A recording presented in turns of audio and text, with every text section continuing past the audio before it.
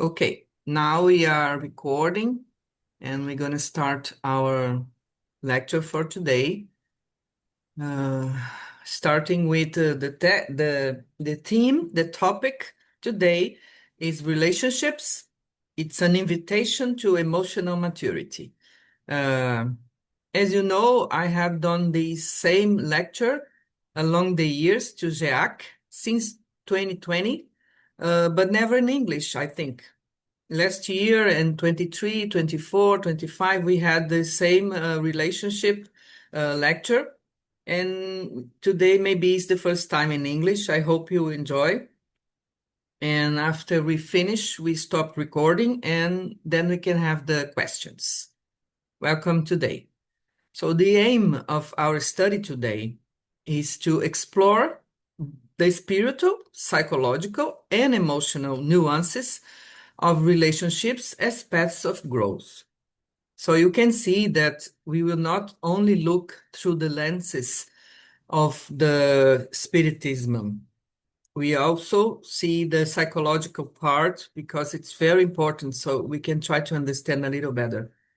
We start with the central question, which is, what do relationships reveal in us? First of all, a relationship is not only an encounter with the person we relate to, it is also a mirror of what within us still asks to be integrated, educated, and transformed. So, any kind of relationship is always an exchange of feelings, actions, and everything that leads us to integration, educating our emotions, and transforming ourselves. From a spiritist perspective, human bonds are not random encounters.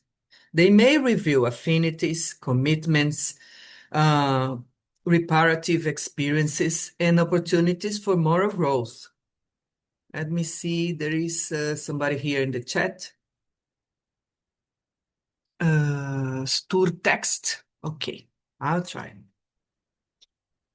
I think, Jan Arne, the next slides will be a little bit bigger. This one, I don't know how to make it larger. Okay? So in the Spiritist book, Allan Kardec reminds us that the union between souls is not limited to a single exclusive destiny, but belongs to the broader movement of all spirits towards harmony, progress, and fraternity. Then relationships become living fields of learning where love is tested, refined, and expanded. The person we relate to awakens love, but also awakens our shadows, our fear, our desires, and our memories. Sometimes what disturbs us in them reveals not only present difficulties, but also an inner wound we carry, an old pattern, or an unfinished lesson for us, for our soul. In dialogue with analytical psychology, this can be understood as a projection of in the shadow. I will tell a little bit more about this in the next slides.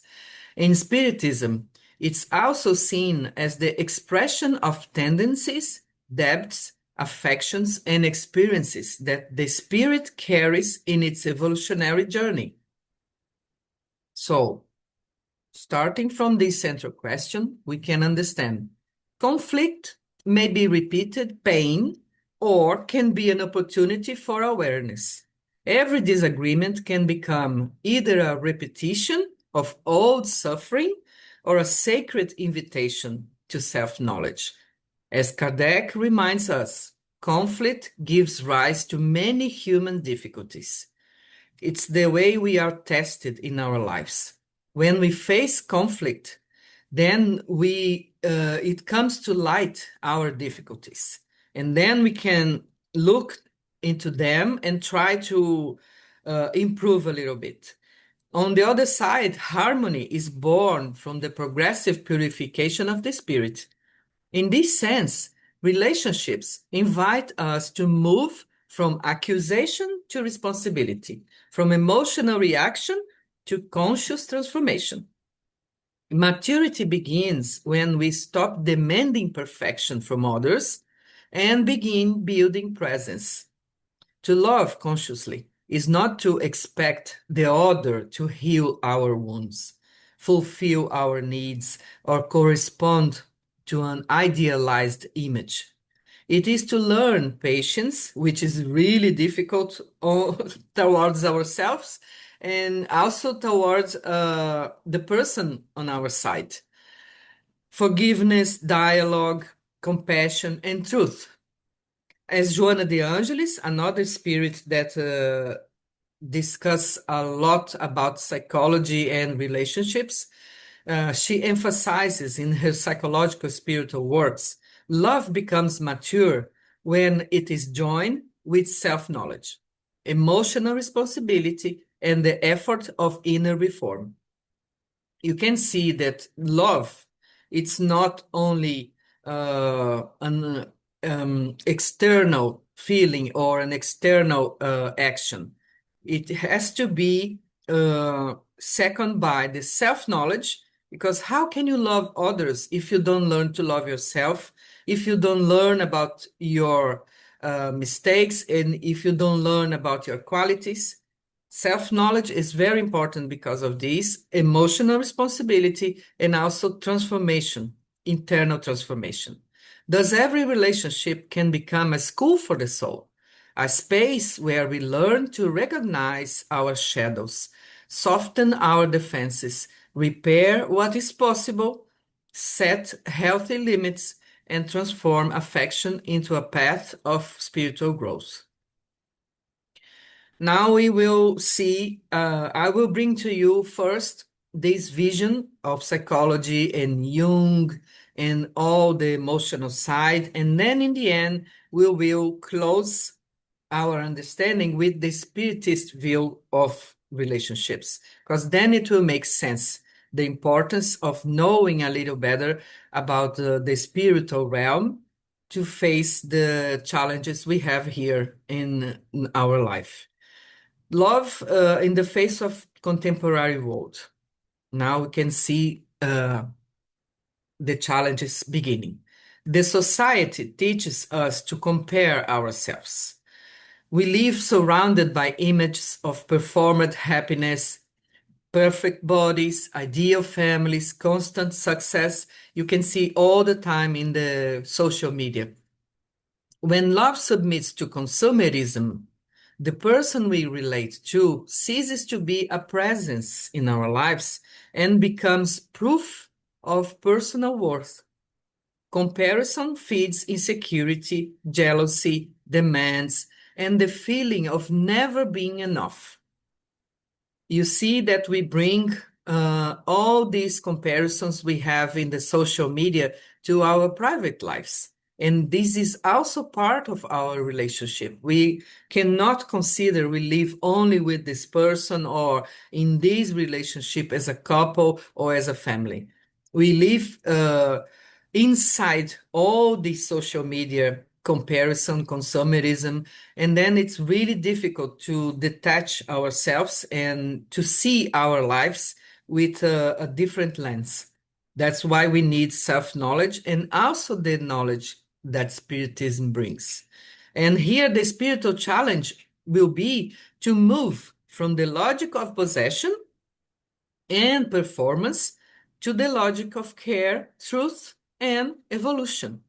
This is only possible when we have spiritual knowledge. And here, another problem that our society creates is the myth of the perfect relationship, the soulmates, the fairy tales, the idealizations. And here we have a question on the Spiritist book, question 298, that Kardec brings.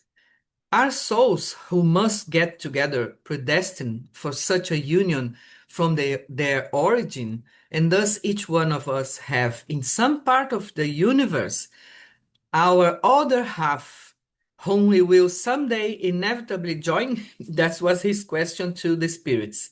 And the spirits answer, no, there is no particular and predestined union between two souls. Unity exists among all spirits, but in different degrees, according to the order they occupy, that is, according to their degree of purification. The more elevated the spirit, the more uh, predestined or connected they will be. But as we know, we are still spirits in evolution, fighting against the odds on Earth to learn and improve ourselves. So it's very far from our reality. And then this is the first important thing to remember and have in mind. There are no soulmates. There are affinity. There are souls that are sisters and brothers in life and in love as well. But they will be not only with one exclusive person. Sometimes we have more than one person that we love.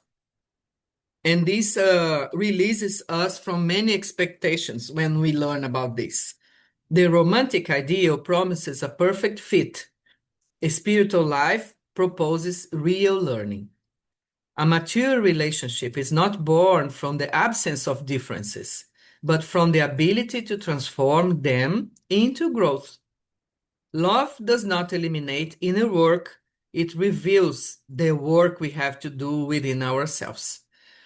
The relationship is a school for us. You can see here in this image two people completely different, but they insist in being together because they have the illusion that they are made for each other, and sometimes they cannot see the real difference.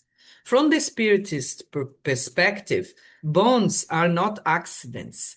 They may bring together affinities or reparations or trials and commitments to fraternity. On the other side, in the analytical psychology, the encounter activates projections, complexes, and unconscious contexts that ask to be integrated. This is always a formula. Many things we have to learn when we encounter people, being couples or uh, working colleagues or neighbors or people in the school. We always have relationships with many people in different degrees, but it's always an encounter to bring us understanding about ourselves and to learn many lessons we many times left behind. Here, in the same question, Kardec completes. The more perfect, the spirits answer Kardec. The more perfect the spirits are, the more united they are. From discord arise all human evils. From harmony results complete happiness. So that's our quest in life, to learn how to achieve balance and harmony. That's why we talk about the maturity of emotions. Emotional maturity is not coldness, meaning it's not that you forgot about others or that you are thinking only about yourself. The emotional maturity is the presence before what we feel, recognizing the emotional before it becomes a reaction, an attack, silence, or a demand, distinguishing old pain from a present fact, taking responsibility without turning everything into guilt, asking, listening, repairing, and beginning again.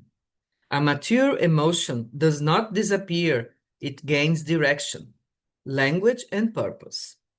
You can see from this topic that everything goes through self-knowledge.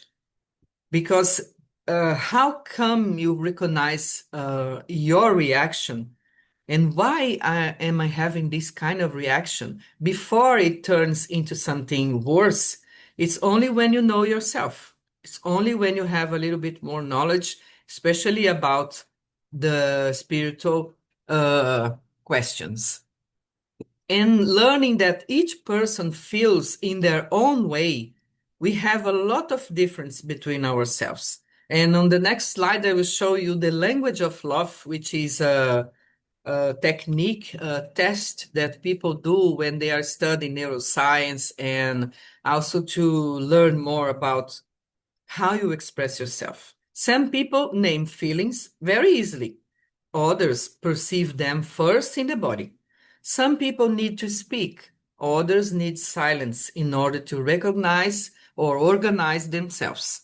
Some people will show love through words, others through care, presence, or protection.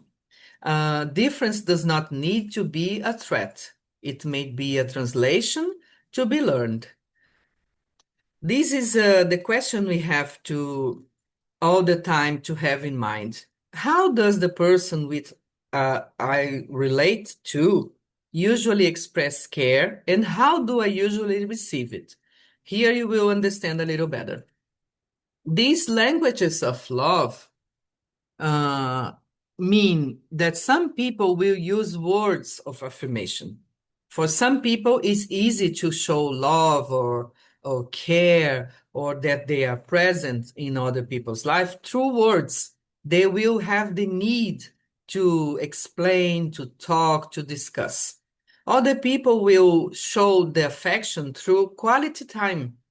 For some people, only being on the side of the loved ones, together doing something in silence, it doesn't matter. This is the quality time. And for these people, everything which is important is there. Other people will have gestures of care. For example, the person will offer to come to your house and help you clean the house or pack or make some food or fix a lamp or whatever. These are gestures of care. And through these gestures, this person is expressing their love. Other people will need the touch and the presence. You can see that some people have the urge to touch the loved ones or to embrace or to be close or to have the presence of the others. And some people will just, okay, if I'm sitting here and you're sitting there, we are having a quality time, it's okay. Other people will offer practical help. It's almost the same as gestures of care. And some others will show loyalty and protection. So imagine if you are a couple, you are married to a person that likes words of affirmation. So this person will need you to explain yourself, to speak, to discuss, to show your feelings through words.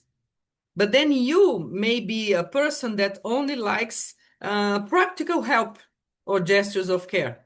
So you just like to prepare food for the ones you love or offer something interesting or watch a movie together or whatever you like to do.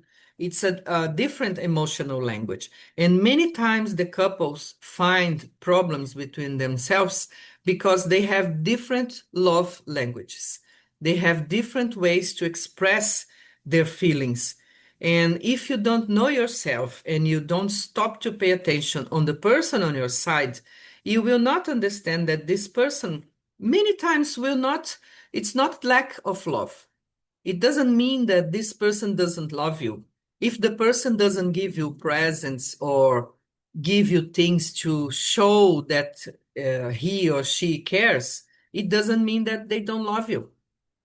But if you have a different language, you will feel this inside you before you understand there are differences between people.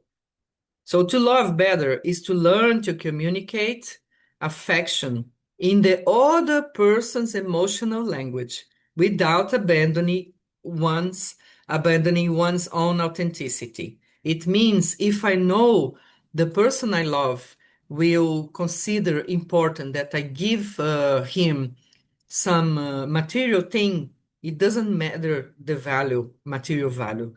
It matters that if I give you a postcard, if I give you a new pen to write in your diary, if I give you a beautiful mug so you can drink your coffee. This is something that shows this person, I love her in her language. But if this person knows that I like to hear words of affirmation, then it's up to them also to step a little bit outside their comfort zone and try to speak in my own language. That's what love is about, an exchange between different people. And also, there is a big difference between passion, love, and responsibility. Passion is connected to intensity, to desire, to idealization and urgency. It's something that's very fast, that comes and goes. Love, it's different. It's care, presence, reciprocity, and stability. And responsibility, which is the most elevated stage in any kind of relationship, means respect, boundaries, truth, and reparation. For example, you can start your relationship with passion, which is very normal in many people's lives. You start with intensity, with desire, you idealize your loved one, you have all the energy to pursue your dreams and etc. But if passion fades and disappears with time, which is also normal, and you don't have love, which is another level, care, presence, stability, then you will not survive the test.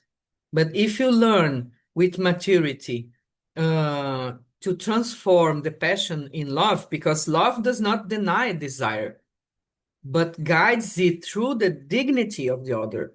And a healthy bond unites affection and freedom, intimacy and respect, and surrender and awareness. You have to know the person on your side. You have to understand that sometimes that passion feeling was something that only passes through your life while you are still learning and evolving, and also have in mind that you never stop to evolve.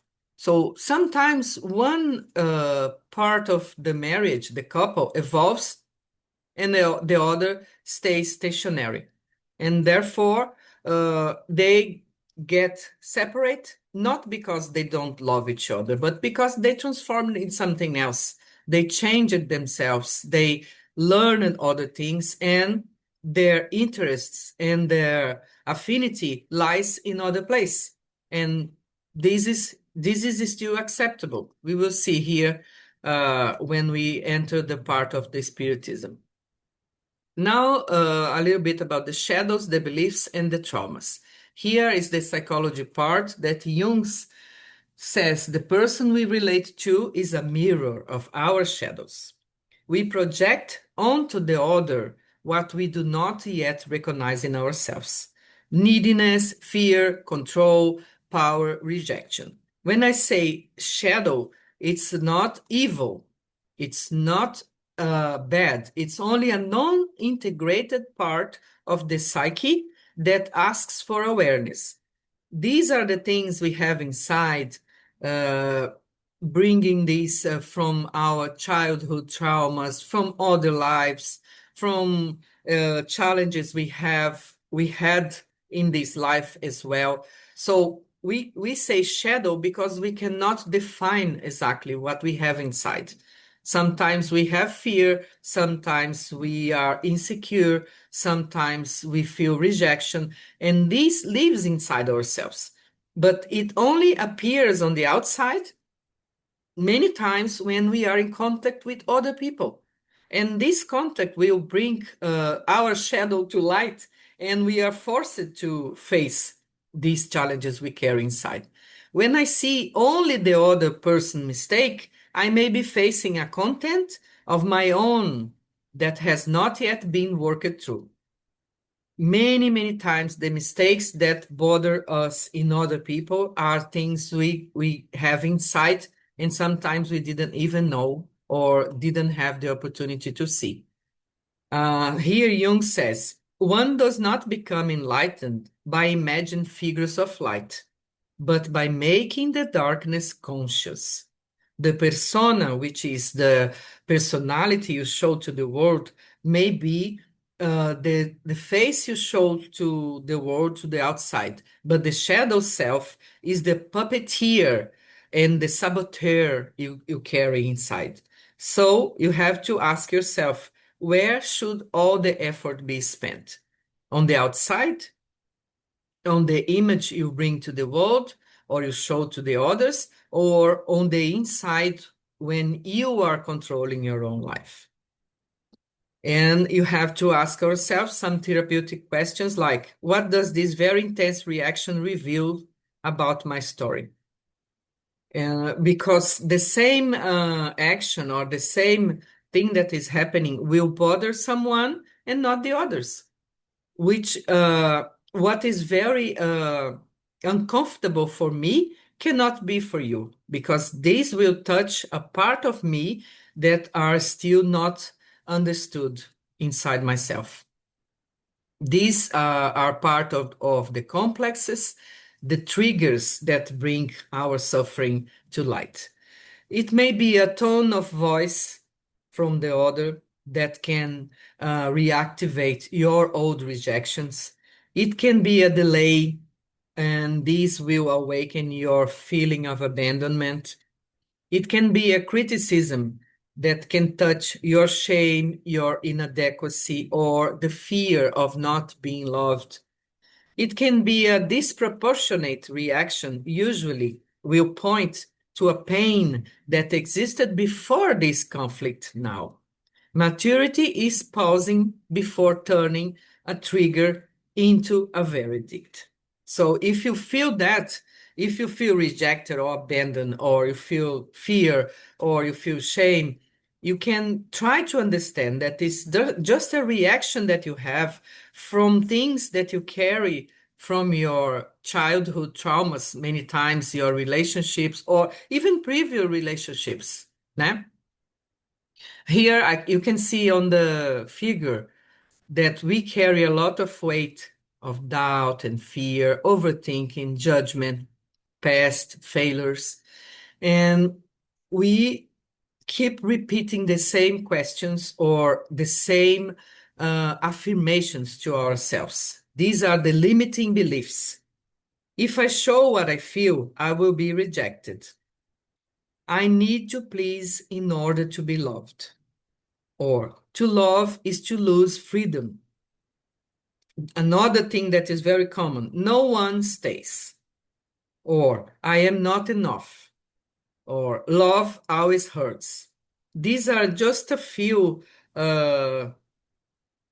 affirmations that we carry. And you have no idea how many people repeat this day in, day out. For example, if I show what I feel, I will be rejected, because sometime in this person's life, the mother or the father or the responsible person for her was acting in a way that made this person to show rejected, to feel rejected. And this will be a constant part of this person's life until she or he learns that this is not true. This is only part of the past. For example, no one stays. Many children of separate couples can have this kind of feeling because they don't understand. The parents are only people trying to evolve and learn and facing difficulties and challenges by themselves. And sometimes they have to be separate, not because they are bad or not because of their fault, because life is a constant opportunity for learning. So it's not true that no one stays. Somebody will stay on your side, but you have to know yourself better and trust yourself to go through this process until you learn a little bit more about you and about the relationships. Traumas from the past, they become armors in the present. We create lots of layers and layers, like an onion, layers and layers to defend or protect ourselves from suffering. This is very, very common. And this is a physical thing because the childhood trauma will create mental patterns like overthinking, like fear, like doubt or guilt. The behavior response will be we procrastinate, we hesitate, we try to please others in order to think they will only love us if we please others. And the emotional impact in our lives will be anxiety, emotions that become difficult to regulate, and many triggers that will bring to light this suffering we carry inside, sometimes even not knowing how big they are. So every defense in your life once tried to protect something precious you had. The problem arises when old protection blocks the love that is possible in the present. You live either in the past or in the future. In the past, you enter the depression field because you are full of past things that don't exist anymore. In the future, you have anxiety, suffering for things that don't exist yet. And then you forget to live in the present. This is the only moment we have for truth. And these old protections we built, or these big walls we build around ourselves to be protected, will make love impossible in the present. Opening the heart does not mean the absence of boundaries. It means the presence with discernment.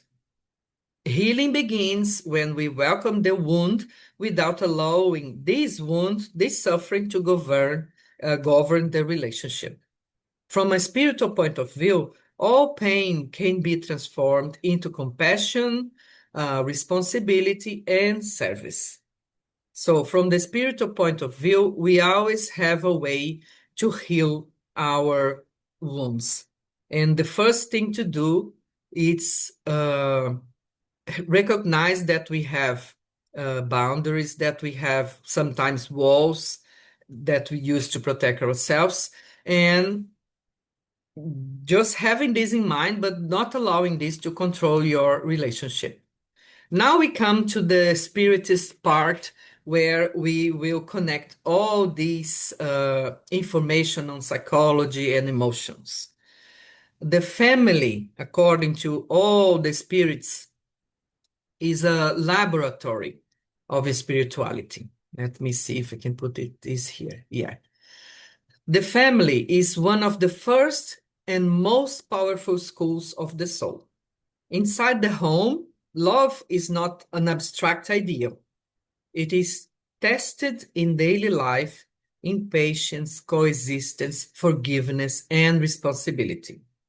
According to Spiritism, family ties often bring together spirits who already share deep stories, sometimes marked by affection, affinity, and commitment, but many other times they bring to light old conflicts, debts, wounds, and unfinished lessons. So the person or the people we will encounter in our family sometimes will be easy to go, sometimes will be light, sometimes will be heavy, will be bitter, and will be a challenge to live together.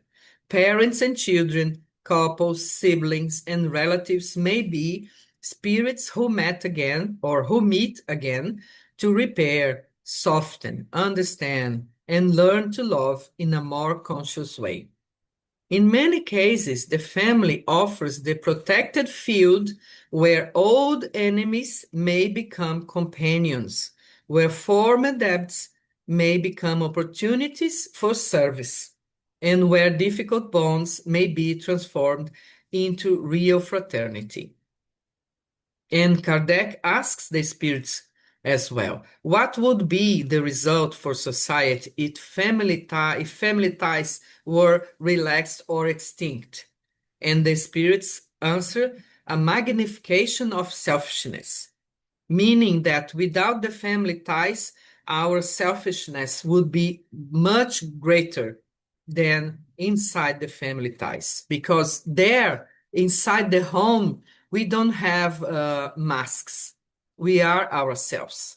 We behave the way we really are, different from the behavior we have in society. Because in society, we wear different masks or different personas. We behave the way the society expects us to behave. We try to be polite, we try to be educated, we try to be gentle, we try to wait for the others to speak, then we speak. And in the family, you're just a mess sometimes. But this is the way we learn to express ourselves. This is the way we have to develop our emotions since were babies. Outside the family structure, these encounters might be easier to avoid. It means that outside the family, if you find an enemy from the past, if you find a person that you committed uh, things that made you debitor, it's just a matter of being apart. And then you follow your path, and this person followed their path. You don't have to live together. But in the family, it's impossible. You have to live together.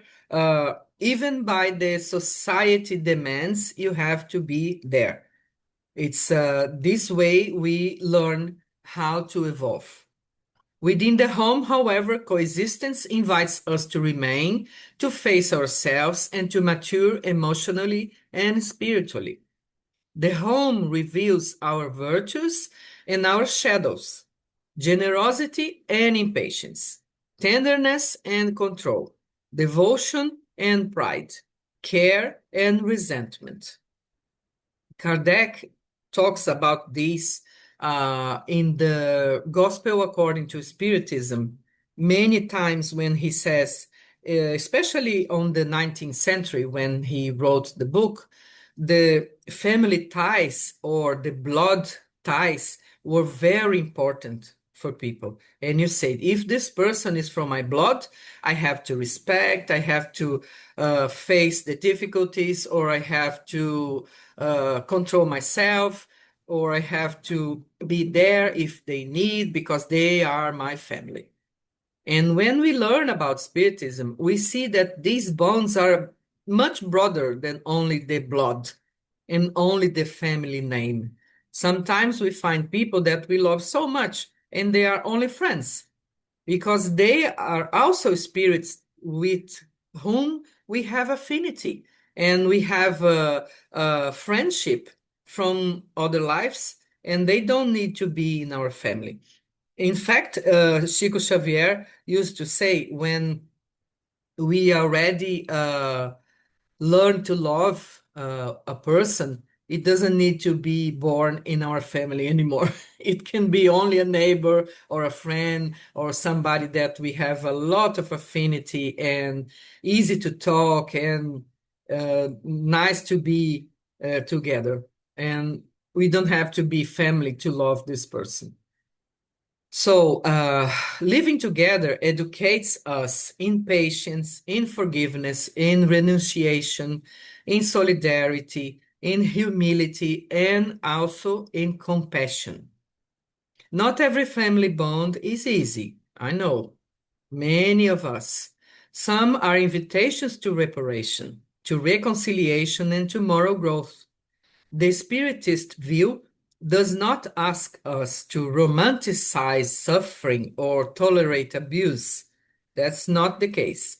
This view that Spiritism brings to us, it invites us to understand the deeper meaning of bonds while also cultivating responsibility, dignity, and healthy limits. Family becomes a sacred workshop where the soul learns that love is not only feeling, it is your way to behave. It's the effort, it's the presence, and also the transformation. And here, in the next slide, I will show you a part that André Luiz explains about this. So the cause and effect, these are the eternal laws of nature and of the divine laws, as we say, or the natural laws, the cause and effect and attunement. Repetitive relationships may reveal patterns that have not yet been pacified. Antipathies, jealousy, vanity, and disputes indicate fields of learning. If you attract people like that, it's because you still have to learn about these subjects. The law of affinity brings together consciousness that vibrate with common needs, promises, and opportunities. So, by the law of affinity, you will never be together with a person that doesn't relate to you. You may think that this person is very different from you on the outside, but if you learn about your shadows, or if the things you carry inside without knowing, your fears, your traumas, your limitations, you will understand step by step that this person has everything to do with what you carry inside, even if you don't like it. So the law of affinity brings together two different conscious, two different people, but these people vibrate with common needs, common promises, and common opportunities to learn. Spiritual maturity transforms demands into responsibility and resentment into learning. So instead of asking only, why is this happening to me? Sometimes we ask many times, why is this happening to me again? You have to ask, what does this experience want to educating me? What this experience is trying to teach me? What do I have to learn with this experience I'm living again? Here is the part where André Luiz, in many different books, I just named some of them. Here is Our Home, Nosso Lar, Evolution in Two Worlds, and also Sex and Destiny, which is a book, uh, a whole book about these kind of things, which is relationship. And I think they will also transform this in a movie soon. So for André Luiz, relationships are not sustained only by physical presence, for social roles, or for emotional attraction. Every bond is also an exchange of forces through words, thoughts, intentions, gestures, memories, and vibrations. Here, I invite you to see the human being in and the spirit that is incarnate in this body as a much broader entity. We are not only the body, we are our thoughts, we are our words, we are our intentions, because our intentions create like a cloud around us that others can feel. Our gestures will show who we really are. We can try to disguise. We use a lot this example for a person that if you want to know if a person is good or not, see how this person treats the waiter in a restaurant. It can seem like a very polite person, a very nice person, but then it treats somebody that he thinks is in an inferior position in a different way. So it will show how you really are through your gestures as well. The memories you carry and the vibrations you emit with your words, with the sound of your voice, with the understanding you bring, or with the desperation you bring in the conversation, everything will show what you carry inside. So a relationship can nourish the soul when it's built on kindness, trust, understanding, tenderness, and sincere goodwill. Of course, this is not possible all the time. Therefore, the relationships can also drain our energy, can disturb our lives, or imprison when it's fed by resentment, domination, fear, jealousy, pride, or emotional neglect. From a spiritist perspective, many relationships are not casual encounters. They may involve old responsibilities we left behind, debts, affections, commitments, or they can be opportunities for spiritual reparation. In matrimonial and family relationships, Andrea Luiz reminds us that earthly unions carry serious bonds of responsibility. This does not mean that every difficult relationship must be endured passively, but that every bond asks for consciousness, respect, and moral accountability. The relationship becomes a field where the soul faces the consequences of past choices and learns to transform instinct into care, desire into respect, and attachment into love. The spirituality of the bond lies less in beautiful discourse and more in everyday vibration. How we speak, how we listen, how we repair, how we protect, and how we choose not to wound.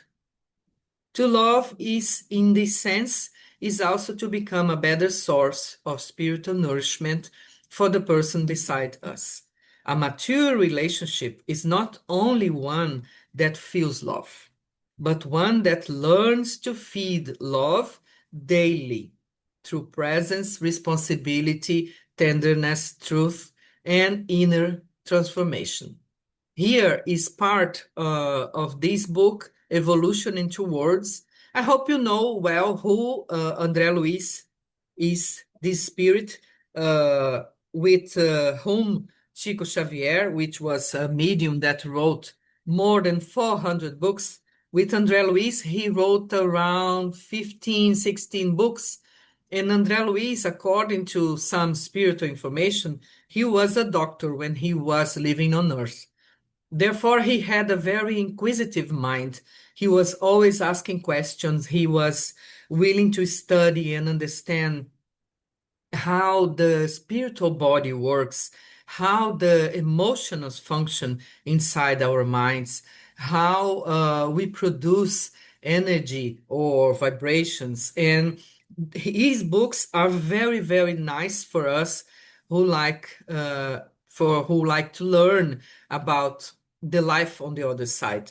Not only the romantic view, but also the technical scientific view, and understand a little bit more about suffering, obsession, relationships, and many other subjects. So it's a very good reading for who wants to learn more. In this book, Evolution in Two Words, he talks about marriage and divorce. And he makes a question to the instructor. Could we receive some insights about marriage and divorce on the physical realm, examined spiritually? And the instructor responds, we cannot forget that on earth, marriage can take on varied aspects and multiple purposes. Because of this, men and women may accidentally experience earthly marriage several times without finding the companionship of kindred souls with whom they would achieve the ideal union. Often the relationship becomes a field of responsibility and reparation, especially when linked to past misuse of emotional and sexual energies in other lives under the law of cause and effect. Regarding divorce, André Luiz says that it should not be treated lightly or encouraged as an easy solution because there are no conjugal, marital, or couples unions on earth, legalized or not, without serious bonds and shared responsibility. So you know that every kind of union will share responsibility and have bonds connected in other lives, especially. Many people will then abandon these commitments at first difficulties, often moved by pride or immaturity or excessive self-centeredness. However, divorce may be understood as the lesser evil when greater suffering threatens the couple.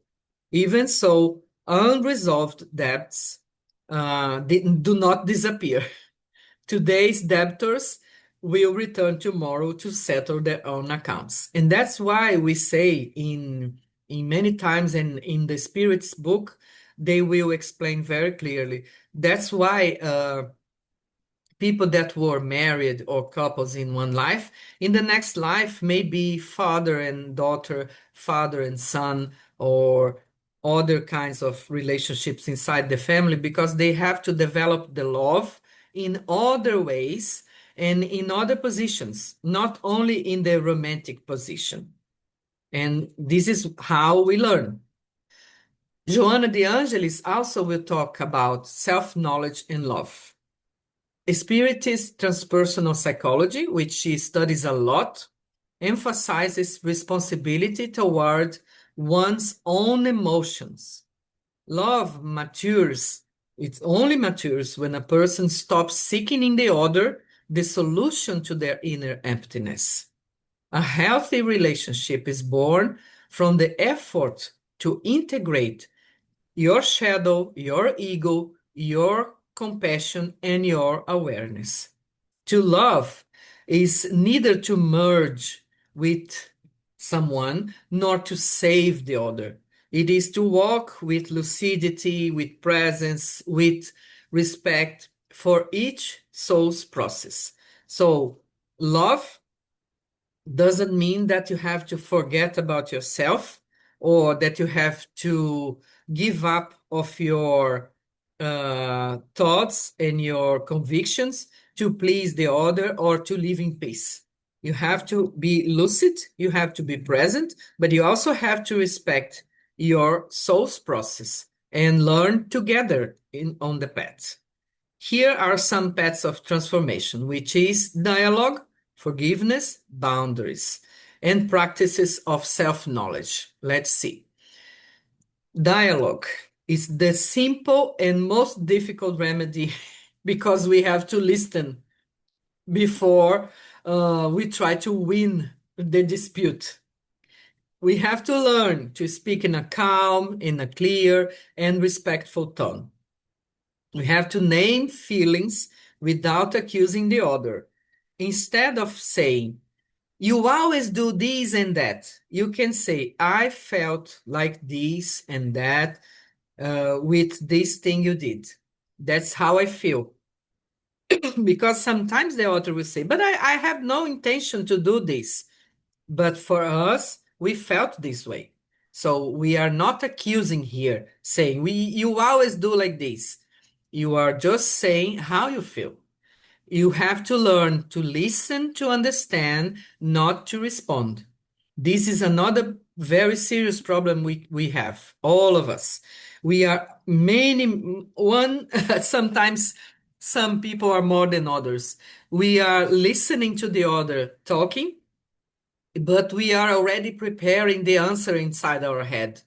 We are already thinking about the argument we use to respond that instead of only listening with our hearts and with open mind to try to understand the other's point of view. That's why you have to listen to understand, not only to respond. You have to pause when emotion is greater than your awareness. When dialogues becomes impossible, which is very common in many people's lives, you have to step away for a moment, take a few deep breaths, say a prayer. That's our better remedy for everything. Say a prayer in silence. Step away, be a little bit far from this person for a moment. Don't let your thoughts fuel or your anger. Then you will return to the conversation with the intention to repair, not to humiliate. The first condition for dialogue is knowing how to listen. Listen is one of the most important and most difficult and less practiced things in the relationships. Because when you are angry, when you are bothered with something, you just want to scream or to complain or to say or to put out your thoughts. It's very difficult to listen and to be calm. So when you see you are not able to calm yourself, just step away and take deep breaths, because you will change completely when you learn how to breathe the right way. This will bring calm to your heart and your brain as well.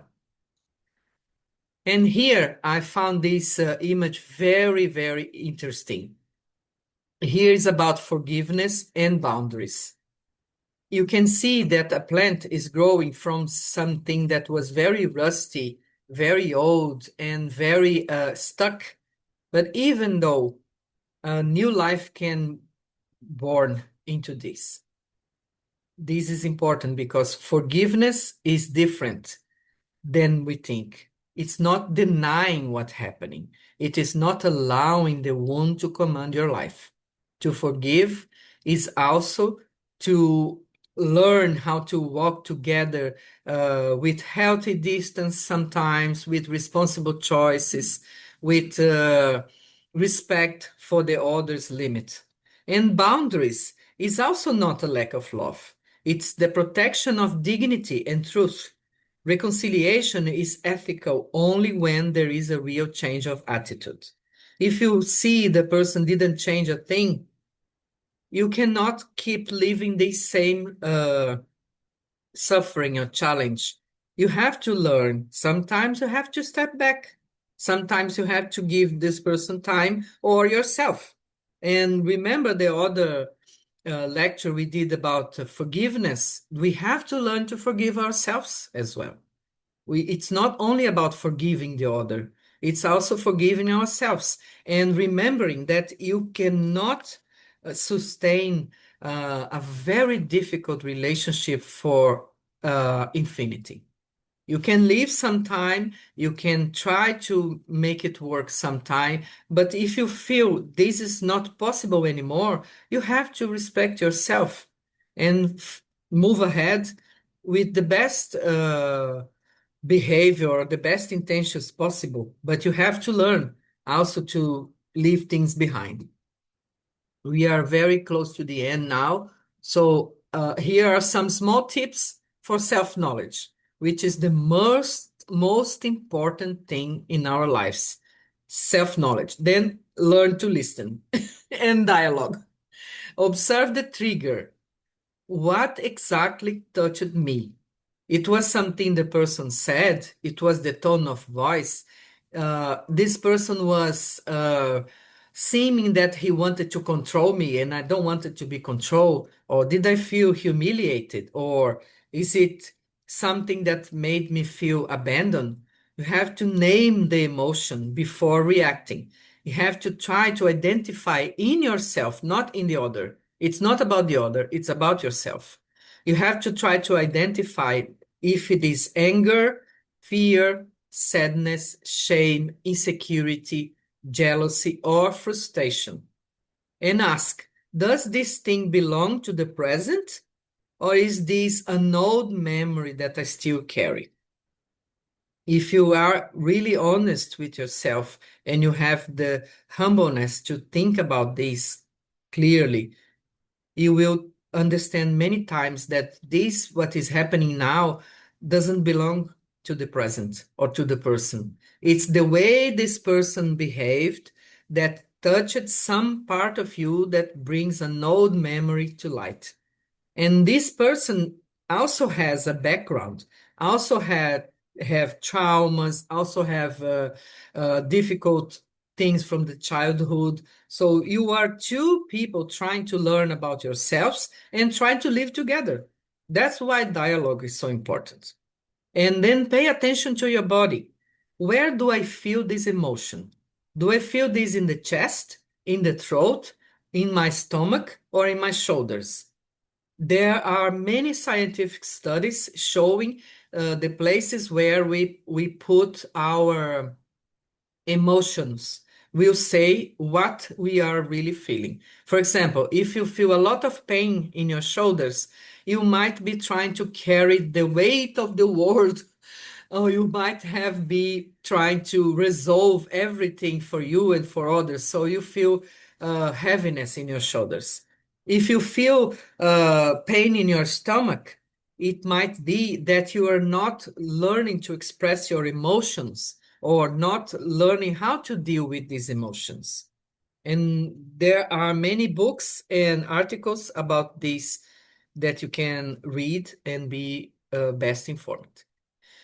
Also, identify your love language and the other person's way to expressing care. When you learn these languages that we talked before, you can learn the okay, this person doesn't like to be touched, or this person doesn't like to be uh, in silence all the time. He needs or she needs words. And then you will learning how you can try to be a little bit better to make this relationship work. Write in a journal, what did this situation reveals about me? And ask in writing for yourself, what am I really needing right now?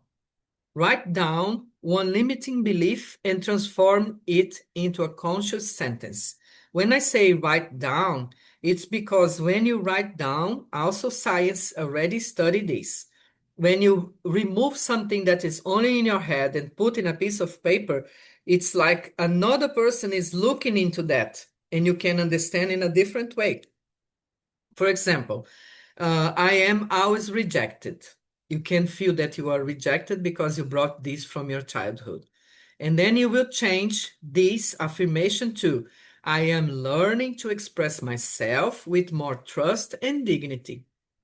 You will try to change the way you face things, and the affirmations will be much better to help you to deal with your suffering. Make a list of repeated patterns in your relationship. What keeps happening again and again that bothers you or that pleases you? So you will identify the patterns and you will identify the other's language as well. Then you can reflect. What do I expect from the other person that I still need to cultivate within myself? Because you might ask the other to be more honest or to express the emotions or to say about what he's feeling or she's feeling, and you may forget that you don't do the same. You don't know how to express your emotions. You don't know how to show what you're really feeling or explain exactly how you're feeling or what is lacking in this relationship. So many times we ask the other to do something we don't know how to do yet. Practice one reparative conversation per week with humility and sincere listening. The other most important part, pray, meditate, or enter silence before making decisions under pain. Because when you prepare yourself before making a decision or before entering a discussion, you will have the help of the light spirits. You will have the help of Jesus, God, and all the good influences that can come to you because you will be connected to the higher vibrations that are always in our earth, not only the bad things. It will connect ourselves with the light through prayer and meditation because this will help us to breathe deeply and to calm ourselves. And sometimes we will understand, okay, I don't have to say this or this don't have to be transformed into a dispute or a discussion. Maybe I can understand this in another way. And also observe your projections. What bothers me deeply in the other person? Something that the other person is doing, it's bothering you, but sometimes the other person doesn't know. And where might this also live in me? Because if this is bothering you, that's for sure that you have this inside yourself. Then practice forgiveness as inner liberation without confusing it with accepting repeated learn. And here's an exercise for us. You can write down and create this map of the heart with these questions. What within me is still afraid to love? What form of love do I offer easily? And which one do I need to learn? You can be a person that speaks or give presents or have quality time. So you will identify what kind of love you offer easily and which one do you need to learn and what concrete attitude can I choose to make my bonds more fraternal. To love is to educate one's own soul so that the presence of the other awakens not only demands, but also responsibility, tenderness, and growth. It's simple when we say, but it's really, really hard to do. And in synthesis, to finish our conversation for today, being in a relationship is learning to love without fleeing from yourself. Spiritism reminds us of the educational purpose of bonds. Jung helps us recognize projections, shadow, and individuation. And Joana de Angelis and André Luiz, the spirits we use, the references, invite us to apply inner reform to everyday life. Thank you for your presence today. Here you have the references, the books you can try to read. Now I will stop recording and then you can uh, make questions. See you in August.